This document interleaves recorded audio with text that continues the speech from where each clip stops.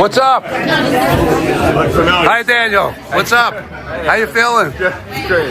Yeah. He's feeling good. He's feeling good. All right, if you haven't gotten the news, Daniel Penny has been found not guilty on all counts. He's essentially free to go. Prosecutors have lost that case, and it was an obvious self-defense case.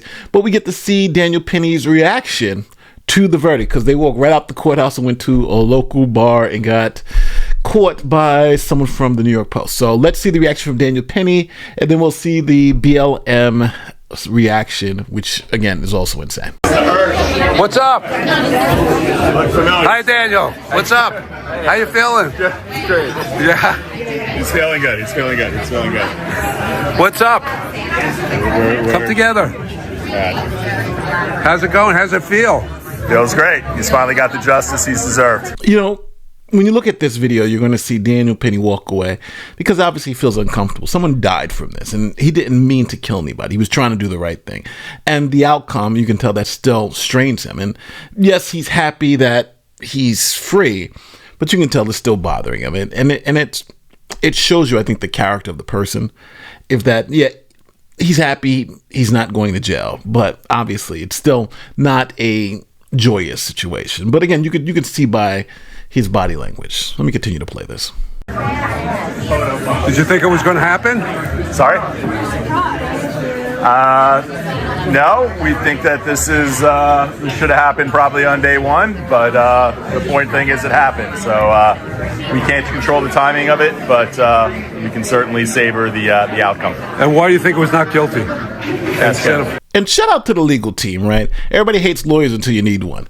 Shout out to the legal team because they did a hell of a job putting this in front of that jury and convincing that jury that the prosecution didn't meet its burden. And this was an obvious self-defense case. And, you know, we say that now, but actually going through the motions and putting all that stuff together and fighting against the machine, it takes a lot of gumption. And, you know, Daniel Penny was served right. These lawyers did a fantastic job. So I just want to make a shout out to the legal team for Daniel Penny. They deserve all the flowers because they kicked some behind. That's that guy.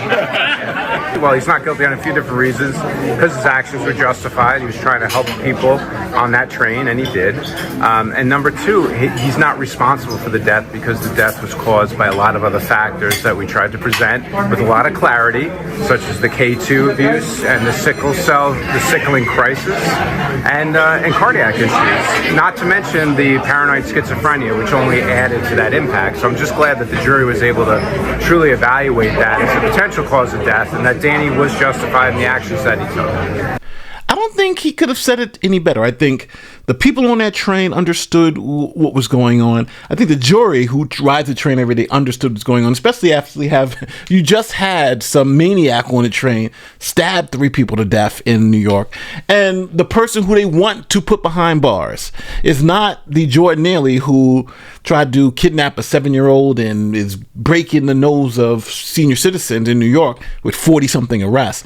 It's Daniel Penny, the person who has no criminal history, the person who everyone on the train said was helping and saving them from this maniac, and the other 2 guys. Remember, it wasn't the only one. There were 3 people who jumped on Jordan Neely to stop his madness. So this wasn't about race at all, even though, and it's shocking to say, the prosecutors tried to make this case about race. They tried to make this a case about this skin color, and it wasn't.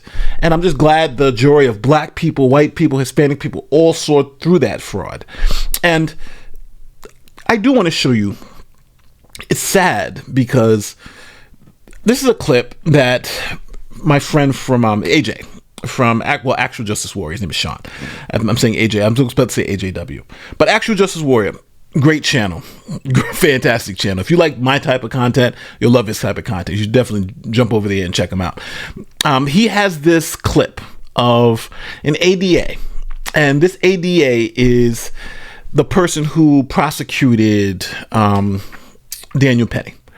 And she's going to tell us about another case in which she tried to prosecute a guy who killed an 81-year-old in a robbery.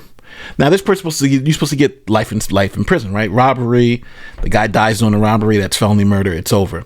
But listen to the reasons why she did not seek felony murder charges against this obvious career criminal. So I'm going to give you an example of something that I did with a recent case of mine, and this has never been done in my office. I had a murder case where the defendant did not intentionally kill the victim. He went into an ATM on the Upper West Side and tried to rob an individual. Unfortunately, it was an older individual. He was 86. And in the course of the robbery, he fell to the ground, and as a result, he died. This is, under the law, a felony murder, which is akin to intentional murder. However, when I first got the case, I learned, I took the time to learn about the defendant. And it was a strong case, so it wasn't about a whodunit. I knew immediately who did it. I could prove it. I could take it to trial that day and win it. But it wasn't about that. It was that the more I learned about the defendant and his life and the circumstances, the kinds of things that Jarrell was talking about, that one should take into account the trauma of that individual, I really felt incredibly sorry for him that he had gotten to that point in his life where he felt like there was no other choice but to commit this robbery. So understand, this prosecutor, this prosecutor over here, she would rather give Daniel Penny, who was helping a train full of people, where all the people said he was helping us, we're thankful for him, this guy was going to kill us. Thank God for Daniel Penny. She wants to give him 15 years, right? Because he stopped a madman who was threatening passengers, who had beaten up and targeted elderly people in the past, who had tried to, remember this guy Jordan Neely had tried to kidnap a 7-year-old. All of that, you're doing all of that.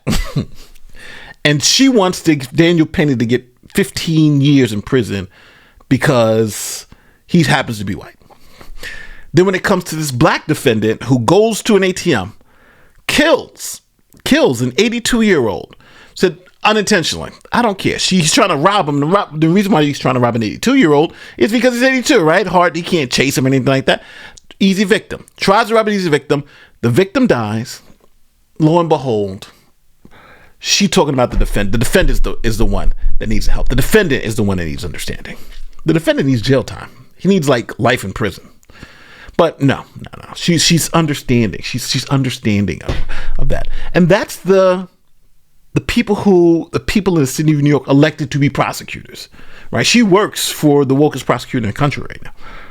And that's why I think that's why Trump won. That's why crime became a big issue. That's why all those counties in California turned red, because of people like this.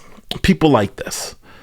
Who for some reason have twisted the criminal justice system into this thing of, just skin color. It's all skin color based. Black guy robs an Asian man, kills him, but we should take pity on the black guy and give him less time and try to figure out something other than incarceration. But the white guy who saves black people by killing some maniac, and again, the killing was unintentional, just like in the other case she's talking about, that guy should take the 15 years. Make it make sense, people. Now let's look at BLM, their reaction. We'll look at the founder of BLM New York. She's going to react. Shavonna Newsom, CHIVONA-NEWSOME. I'm the co-founder of Black Lives Matter Greater New York, and I'm a devout Christian. And in my Bible, thou shalt not kill. In the Torah, thou shalt not kill. In Buddhism, in Hinduism, thou shalt not kill a living thing. But America has no moral code. America has no soul. Our bloods have paved the streets of this nation since its inception. It was foolish of us to think that a black man would get justice in the system designed to keep him oppressed. My heart bleeds for the Neely family. My heart bleeds for his father, who sat in front of me every single day and prayed for justice for his son. There is no one coming to save black people, or else we wouldn't live in these ghettos, we wouldn't be in these prisons, and we would be further along than we are. We wouldn't be at the absolute bottom. So forgive me for being jaded and cynical, but once we saw those non-white jurors, we knew that this case was over. None of them. Non-white jurors. How could there not be an uproar that the same person who got off Kyle Rittenhouse, who got off O.J. Simpson, was used here? And shame on you, celebrities and politicians who claim not to be racist, because the racists spoke loud and clear. John McCain's daughter, she had something to say. I think she incited a riot for the right. Phil Mickelson, he had something to say. Kid Rock donated $3 million. And if you look on social media, if you look at the hatred spewed across against us, against black people, against a man who was sick, because when there's a crisis of drugs in America, I'm sorry, it's only a crisis when it's a white person, an opioid crisis. Jordan was labeled a drug addict and labeled a crackhead. The only crime that Jordan Neely was guilty of was the color of his skin. Come on. But luckily for Daniel Penny, his skin was not like Jordan's, because you honestly wouldn't have seen our face. The NYPD would have arrested him after 3 hours. The justice system would have found him guilty. And shame on this jury, because to be real, they didn't even try. Once the lesser charge was removed, they came back an hour later and said it was deadlock. Less than an hour and 20 minutes later, they said not guilty. These wonderful white people, I hope they celebrate their Christmas while the Neely family is praying and asking God for comfort. Goddamn them and goddamn America. Now, as you see, the race hustling game has to continue to race hustle, right? If she doesn't, she has to say that because she wants to get more money. They want to try to make this into a George Floyd. And the reason why is because George Floyd got them $90 million. They don't give a damn about Jordan Neely, right? They don't care about any of it. They care about the money. So the way they do that is obviously just straight up lie to you. Just tell you things that you know not to be true. And hopefully you'll feel so shamed about having racist thoughts that you'll overlook the fact that it was black people on that train that thanked Daniel Penny for helping them. It was black people who went and testified and said, you know what? That guy was crazy. Somebody who was on the train for 50 years said that, hey, I've ride the train for 50 years. There's something I've never seen before. The woman who was rode it for 30 years. I've never seen this either. Right? Lifelong New Yorkers.